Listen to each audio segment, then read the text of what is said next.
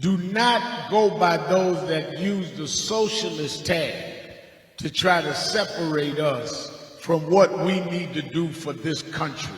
We are not that stupid to allow you to tell us who is what. So that was Riverdale Sharpton making the case to black voters in South Carolina that they should not listen to conservative Democrats and Republicans in blueface, like, for example, Michael Bloomberg, when it comes to Bernie Sanders and his politics. Now, these statements were made at the South Carolina Ministers' Breakfast in North Charleston ahead of the crucial South Carolina primary that's going to happen on Saturday. Now, so far, look, depending on what polls that you're taking a look at, it's either a pretty tight race between Bernie Sanders and Joe Biden, or Joe Biden is leading by double digits. So again, Clemson poll just came out, small sample size, bit of an outlier, but shows Biden up by 18 points over Bernie Sanders in South Carolina. So look, it is quite expected for Joe Biden to have a pretty good day on Saturday. Nonetheless, now it's again, I don't know where Steyer and Bloomberg is going to end up on this. And Steyer is spending a ton of money in South Carolina. In fact, he's been really focused on that. And so is Joe Biden, by the way.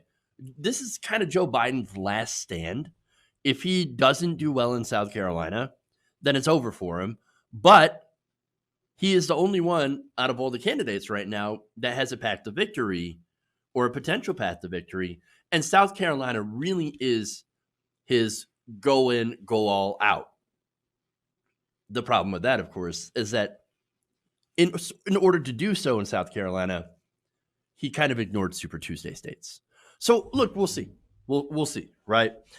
Now, the Sanders campaign has also been working on South Carolina. And so Sharpton going to this, this event is one of the ways that Bernie Sanders is trying to do black outreach in this very, very crucial state, especially since Joe Biden had just gotten the endorsement of Kingmaker Jim Clyburn. So now Sharpton, he's got more to say here, and it includes the legacy of Dr. Martin Luther King. Take a look. The civil rights movement always was targeted by those that would use the Red Scale. They accused Dr. King of being a communist. Every major leader in the 60s, they tried to call socialists a communist.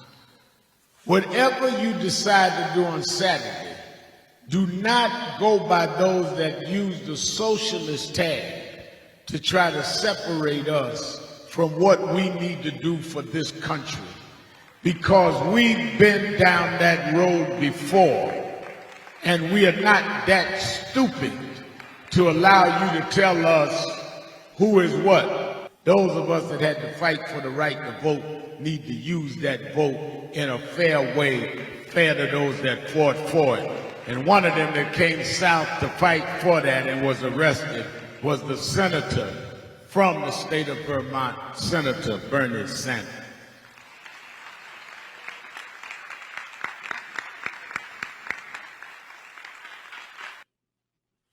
All right, so look, that was really nice. I actually wasn't honestly expecting Al Sharpton to say such nice things about Bernie Sanders. Look, I don't know if it's an endorsement. It seems pretty close to an endorsement, or at least that's the closest that you would get to an endorsement, but also very correct. And so, look, a lot of you are asking and wondering, myself included, how is Joe Biden doing so well in South Carolina? I don't understand that. I mean, he wasn't picked by President Obama to court black voters. No, he was picked by President Obama to help with white voters so that they would have someone who was comfortable. And when you look at Joe Biden's record, you realize that he's absolutely terrible on civil rights. For example, when Joe Biden was fighting busing for African Americans, you had Bernie Sanders that was fighting to integrate schools. You had Joe Biden lying about or being arrested in South Africa. We did that story the other day. Bernie Sanders did actually get arrested after chaining himself to a black woman and saying, if you're going to arrest her, you're going to arrest me. Bernie Sanders was an ally of Dr. King because in King, Bernie Sanders had somebody who was also fighting for both racial and economic justice, as they are both, in many ways, intertwined with each other. So, for example, and look, Dr. King knew that, and that's what he had been talking about.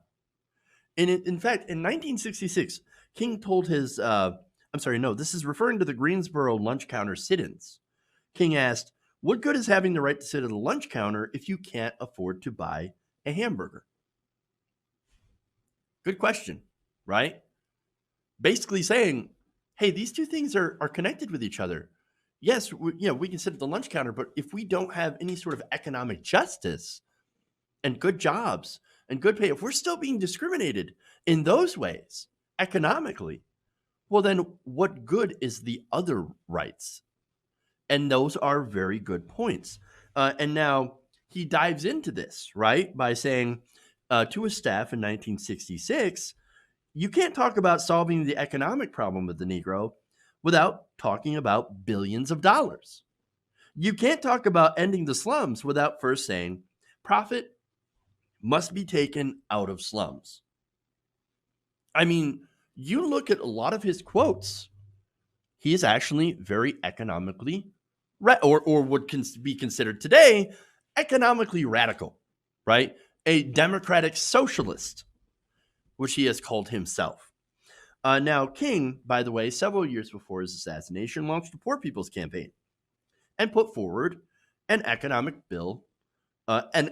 and social bill of rights that espoused a national responsibility to provide work for all, something like a federal jobs guarantee, something that Bernie Sanders has in his platform. The Bill of Rights also included the right of every citizen to a minimum income and the right to an adequate education. King urged Americans to move towards a democratic socialism and had warned us against the white moderate. So this is from when he was in jail. Okay, this is what he'd written. I must confess that over the past few years, I have been gravely disappointed with the white moderate.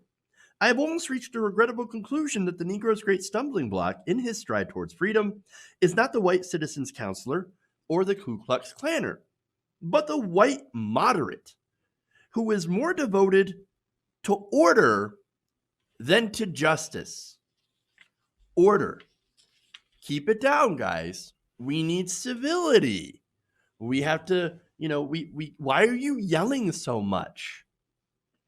By the way, his description of the white moderate says that they prefer a negative peace, which is the absence of tension, to a positive peace, which is the presence of justice. Does that sound familiar? I think it should. Look, I'm not saying Joe Biden is a white moderate. No, that's actually more of a, I would say a little bit more of a Amy Klobuchar or Pete Buttigieg, right?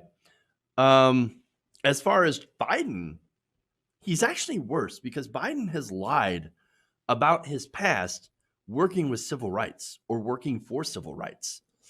He has lied about his record to African American voters for decades. And Bloomberg's not much better, by the way. Bloomberg did stop and frisk. Buttigieg, there's a whole slew of reporting where he had first demoted and then fired South Bend's first black chief of police because his donors told him to. The only one who seems interested in racial justice is Bernie Sanders. And so having Sharpton actually explain that and tying Sanders, of course, to the legacy of Dr. King is very important.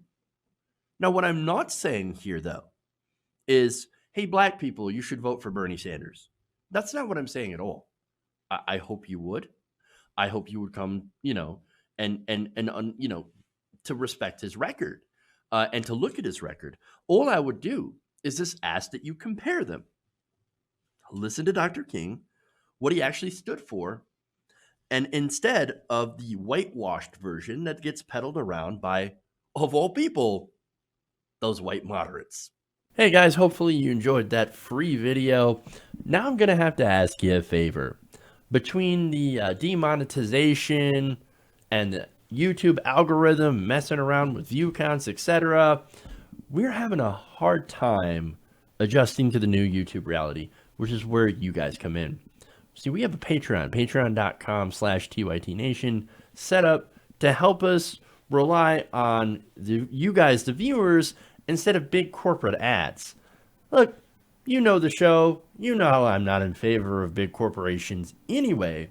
So help us transition away from relying on the ad model to pay the bills and sign up to be a patron, patreon.com/TYTNation. That goes a long way to help us keep the lights on. And you guys will know that you're supporting independent, progressive media.